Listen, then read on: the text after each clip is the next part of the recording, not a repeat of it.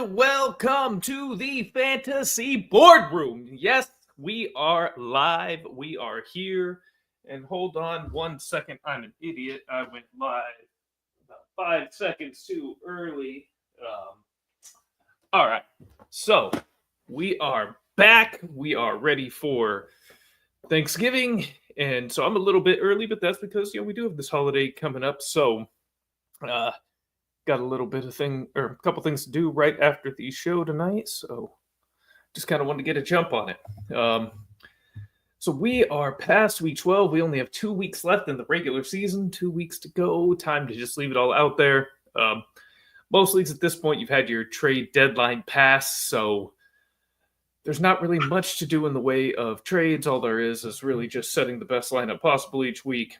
Keeping an eye on waivers. That's all we really can do. So pay close attention to injury reports. And that's all we can focus on. So this week, going to just take a little bit of an early look at the Thanksgiving Black Friday games. Since the start-sit show is not until Friday, we are going to make sure that you're at least covered for the next couple of days. And just some other general thoughts, as we tend to do here. And we've got the man himself, Rasta, in the house. And I'm still a little bitter at Rasta. He's currently undefeated in the Get Right Dynasty League. I had, I think, a season low output for my team when we played a couple of weeks ago, but I can't even use that as a crutch because his team absolutely went off and would have probably beat me anyways, even if my team popped. So, yeah, screw you, Rasta. No, not really, man. We'll see what happens in the playoffs here. I'm hoping he actually gets into the playoffs undefeated. I, feel a little uncomfortable. At least I do if I ever have a team enter the playoffs undefeated. So hopefully he can get Patriots. We'll see. All right, but very briefly, we're only going to have 3 guys on waivers. 2 are kind of the obvious ones, and the third one that I think is worth your time, since there's really not much out there this week, in my opinion. First, the most obvious one to me, Adam Thielen. He's back. I think he went 3 for 57 this past week, so not, earth-shattering or anything, but he was a huge safety blanket for Bryce Young early last year. And with Deontay Johnson out of town, I think there is, a little bit of hope for him. There's David Moore. I wouldn't really worry too much about that. Thielen's not going to, I think, give you a stretch of wide receiver 1 overall, I think, like he did last year, but I think can be a very, very valuable starting option, low-end wide receiver 3 flex type play. So go ahead and grab him if he's still out there. The next, with Austin Eckler just getting worked at the end of the game last week. I hope you're doing okay, Austin. And Brian Robinson injured early in the game last week. That leaves us with Jeremy McNichols there in the running back room in Washington. Damn near scored a touchdown last week anyway, so go ahead and swoop him up as well. And last but certainly not least, Adonai Mitchell of the Indianapolis Colts.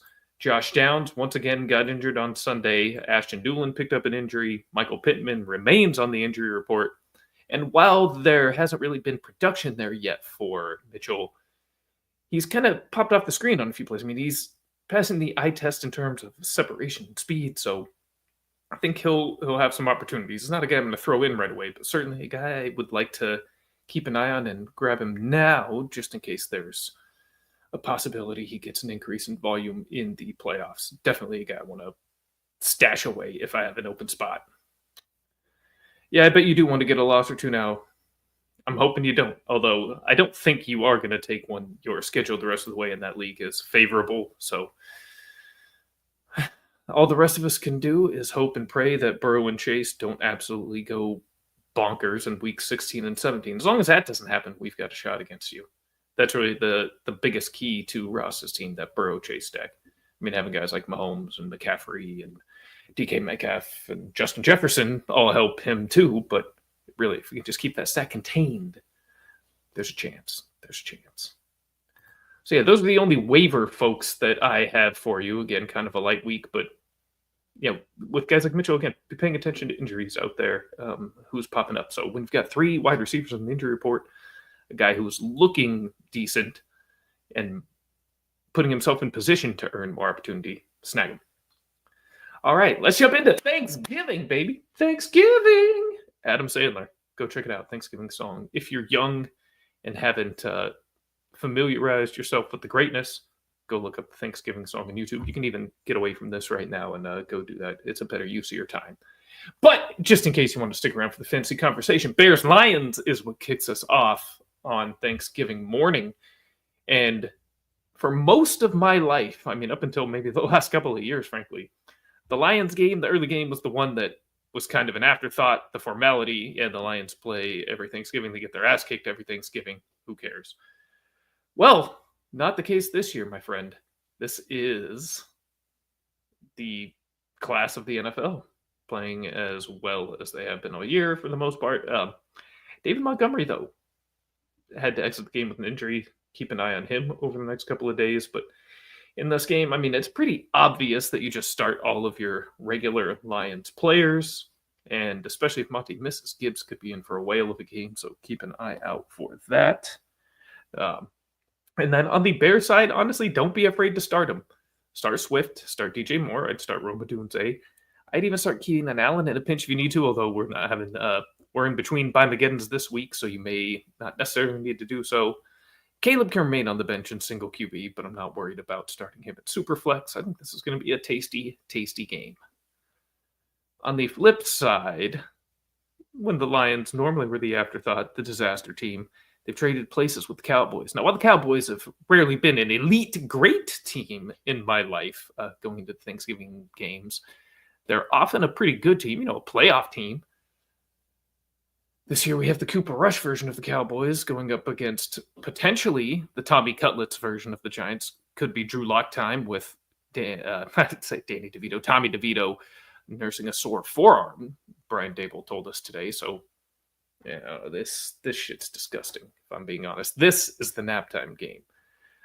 Depending on what time zone you're in, you may have already even had a first serving of Thanksgiving dinner. So yeah, load up on that turkey, let that tryptophan lull you to sleep. Wake up and check maybe the scores of Tyrone Tracy and CeeDee Lamb. Maybe Neighbors, but nah. Well, if Drew Lock starts, I'm actually kind of interested in Neighbors, so I take that back. I assumed DeVito was starting in this game, but if Drew Lock's in there, I'm actually starting Neighbors and feeling okay about that. But otherwise, yeah, just enjoy the food and the middle part of your day. This is a great Thanksgiving to spend some time with the family. You don't have to lock yourself in for this one. You can enjoy, the dinner table with conversation full of political and religious topics, that might be preferable to watching this game this year. That's, let's just get the family arguing on those topics and provide yourself far more entertainment and fun than Cooper Rush and possibly Tommy DeVito can provide you. And for the nightcap, the treat, the dessert of the NFL Thanksgiving schedule, the Miami Dolphins going into Lambeau Field to face Jordan Love and the Green Bay Packers. And while the Dolphins as a franchise, and sorry, I've got my dog down here acting up. Bruce, stop. You know what? Come here. Sorry, everybody. The fun of live streaming. Yeah, come here, buddy. All right. So even though the Dolphins' history in the cold weather and Tua's history in cold weather is quite poor, I think Tua's 0-7 when the weather is under 40 degrees, I'm oddly confident in the Dolphins this week.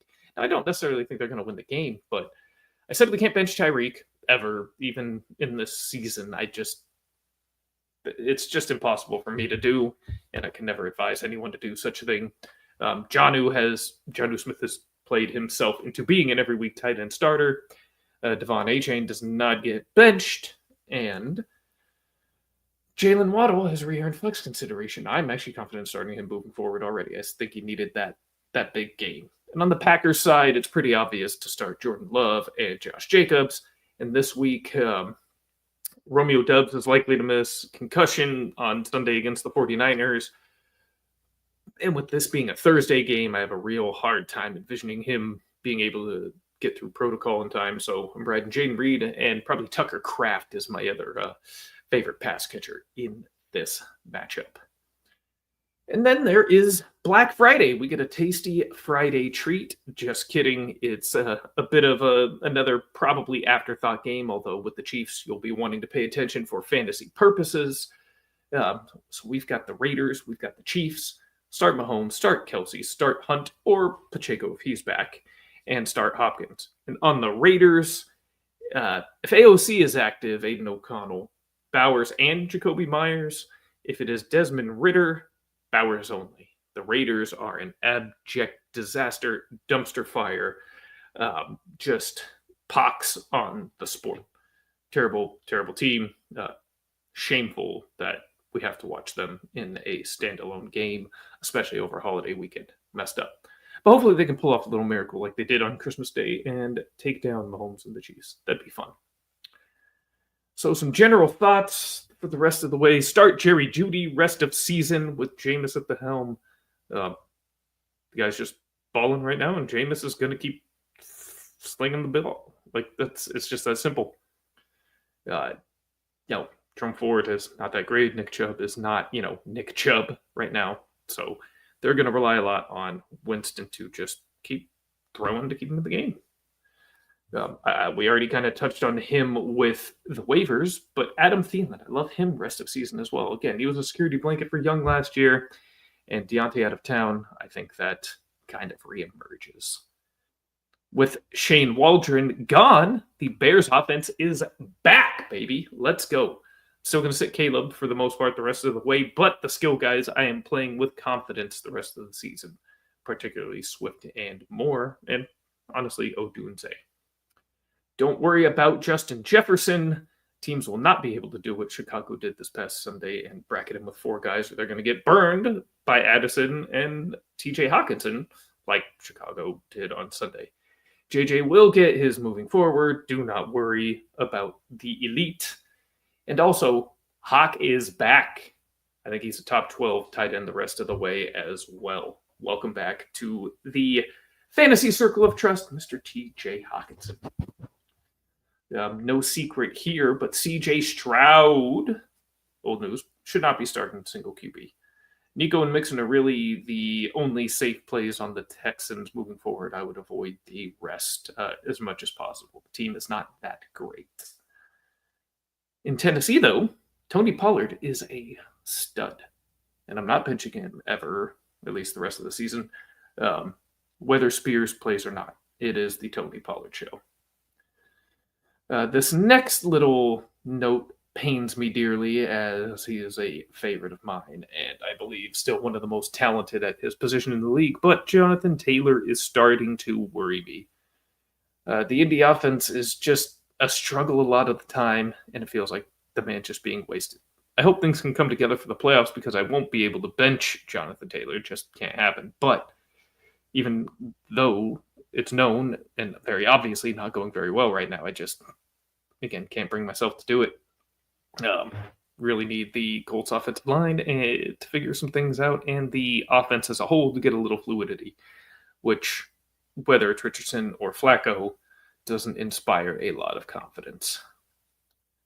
A bit of a semi-quiet return for Mike Evans, and now that 1,000-yard mark is a bit of a tough task for him moving forward, I think, but I do believe that him and Baker are going to make a concerted effort to get there. I really think Baker's going to try to make sure his guy keeps his streak going. So I would just keep an eye on Mike Evans overs, and as a DFS play moving forward, obviously you're starting him in managed leagues the rest of the way, so that's a given. But I'd really be seeking out, overs on prop bets and pick'em contests as well as in DFS lineups. Bucky Irving, by the way, rules. But also, speaking of being worried, going back to Jonathan Taylor, I'm also worried about the 49ers. Now, much like Hill or Jonathan Taylor, I'm still going to start the usual guys. Like, I'm not going to bench McCaffrey. I'm not going to bench Kittle. I'm not going to bench Purdy when he plays, frankly. When these guys are active, they're going to play, and I'm even going to have a hard time benching Debo in some situations, depending on the team. But, yeah. But the confidence in starting these guys is rapidly decaying. This team is so much like the 2020 team. Injuries all over the place. The vibes are horrible. Just feels like everything is working against the team. it's certainly not one I want to be betting on so much at the moment. I would avoid where possible, but I think most of these guys, at least the core players, it's hard to remove from lineups even in the current state. Staying in the division, I think Jackson Smith and Jigba is here to stay, and he can be started weekly with confidence. I think he's really phased out Tyler Lockett. He had a couple of, particularly one huge game with Metcalf out of the way, and now has after this past week had his third really good game with DK on the field with him. He's had a couple of other solid games, so he's really, his floor has risen quite a bit. I mean, he could still have a given week where it could go pretty south, but overall, you can expect pretty consistent production from him moving forward. And DK does tend to miss a handful of games a year, so in those weeks, here in the near future, be excited. But rest of season, and especially with the Seahawks still playing for the division, expect him to get his. Seriously, he's in a great spot. Gino is throwing more than anybody in the league. So go ahead and continue to start JSN every week the rest of the way, set and forget. The guy who's not a set and forget, but I'm going to still tell you to continue to start, Marvin Harrison Jr. I know it's been up and down, but you still need to keep that very high weekly ceiling in your lineup, especially as you head towards the playoffs. I know the floor is pretty bad too, but I mean, can he really continue to throw to McBride like 15 times a game and largely ignore Marv? I just don't think he can close the season that way. So, and Marv is just too good. Kyler, he's up and down too, but he's a good player. So go ahead and keep Marvin Harrison Jr. in your lineups. Let's see, shift over. You know what? Let's just shout out Saquon Barkley appreciation shout out. Never doubted the guy. Was a first round pick. Never wavered on that, and it's just amazing to see how much he's thriving there in Philadelphia. I do hate that he's an Eagle just because I don't like Philly, but in a way, I'm still kind of happy that's where he landed because it really has allowed him to be the best version of the player that Saquon Barkley is, and also to see him playing with such joy is so much fun. I mean, he seems like a great dude. It's fabulous. Just Saquon Barkley, man. Shout out. You the man. Just a random thought I had last night as I was closing out this show sheet. My stance on not drafting Kyren Williams in the second round this year didn't look good for a while. Really didn't, but I think everyone's starting to see why it felt that way. We're still not really seeing much of Corum, but Kyren has not been getting it done the last 3-4 weeks. The anytime touchdown is no longer a sure bet, and he's not that great of an athlete, so he's not, he's never going to be able to break away those big runs. And he's just become a 3-yard plotter, like was kind of feared. So hopefully we'll start to see a bit more Corum moving forward, and hopefully you have him stashed somewhere on your teams. And we're going to do one more shout out. Unfortunately, we have to go back to Philly for that. But A.J. Brown, man, the guy is just an absolute stud, the absolute man. The guy is my favorite wide receiver in the league. Tied for my favorite non-49er in the league. Just absolutely love the guy. Shows up, dominates. What Chris Collinsworth say, there are guys that you can't cover and there are guys you can't catch or whatever. And A.J. Brown is both. Yeah, A.J. Brown, dude. I hate that two of my favorite guys have to play for Philly. So gross, but just what a baller. What a player. And a guy I'm happy I have on most of my Dynasty teams, I'll tell you that. Buy high on A.J. Brown at all times, until he gets to like 29 years old. Just go ahead and continue to acquire him in Dynasty. Pay for it. It's worth it. I promise you. It's a good experience owning A.J. Brown. We'll see if anybody's interested, so I won't sign off for another minute or two just in case. But that does lead us towards the end of the show, so we do have a little bit of time for Q&A. If anybody has any questions, I know there's no trade questions right now, but any early start sits or thoughts about a particular player as we head into the playoff push here in the fantasy football world. If not, we'll get out of here, but I'll leave the chat open for a minute or so and just kind of BS in the meantime. So go ahead and get your questions in if you happen to have any. While I give you guys the opportunity to do that, make sure you're catching the rest of the lineup here at Get Right Fantasy Network. Last night, Anthony and Frank took us through waiver wire ads. On Monday, Tuesday, you have yours truly, Tycoon, in the Fantasy Boardroom. It says 7 p.m. Pacific time, and that's often when it is. Time bounces around, frankly, so just have notifications on for your Get Right Fantasy Network subscription or Fantasy Boardroom channel subscription. On Wednesday, and Frank return for Buy Low, So High Rasta Management. And Rasta and Frank, sorry, I always call him Ant. And then on Wednesday as well, we have Phil at the Extra Point with the early edition, as well as Thursday to go over some props and pick'ems. Friday, we have really much of the crew, about half the crew here checking in. So we have Kendall and Classic Mike doing the first half of the games early at 6 p.m. Pacific time, and then at 8 o'clock you have Phil and Rasta picking it up for the second half of the slate of games and get you all ready and prepped for the weekend ahead. And on Sunday mornings, we have Classic Mike hosting the Active Inactive show and starts at Q&A at 8 a.m. Pacific, right up until kickoff, or right before kickoff. You know what I'm saying. So make sure you are checking out everyone, and also not listed here, but recently launched Sweet Life on Saturdays. So 7 days a week, man, we are bringing you content. There is live, unfiltered, unedited, raw, beautiful fantasy shit coming at you. We've got you covered in season every single day. So please make sure you're liking, subscribing, checking us out. We appreciate all your support. And there are no questions tonight. That's all good, guys. Appreciate those of you that are currently watching along as it is. And I do want to thank you for your time, which is the most valuable thing you have. It is the one thing you cannot buy. It is the one thing you cannot replace. So I thank you for sharing some of yours with me. I am truly humbled for it. Truly humbled by it, rather. Thank you. Sorry about a mix. Am I misinterpreting there? Let me know, Tyler. But yeah, again, appreciate you guys' time. I hope that all of you have a absolutely fantastic Thanksgiving holiday weekend. Have a great time with your families. Eat too much food, all kinds of delicious food. And good luck on all of your fantasy matchups, on any of your pick'ems, any of your bets, any of your best ball teams, any daily fantasy you got going on, anything you're doing to just add a little spice to your holiday season. Oh, so we do have a question. Kicker question. Bass or Sanders or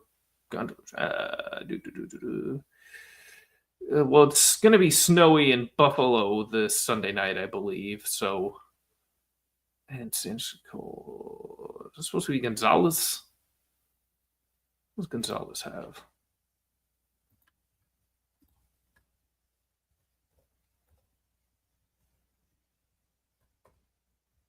I don't know. I don't know who that last player is. You threw me on that one. Oh, the Washington kicker. And I think they're playing with Tennessee, so I think go with the Washington kicker. Going to be cold and possibly weather in the other two games, so I would lean with Washington's kicker this week. Yes. Good luck there. And again, thank you again, everybody. Have a great Thanksgiving. Win. Just win. Keep it going. Put yourselves... Hopefully you don't even have to worry about week 14 to get into the playoffs. You can kind of coast in, stress-free, and just focus on getting that chip. And we'll be here with you all along the way. We'll make sure that we are all putting ourselves in the best position possible to win. Well, once again, everybody, thank you so much. Happy Thanksgiving. And this meeting of the Fantasy Boardroom is adjourned. Wanted to write fantasy is the play.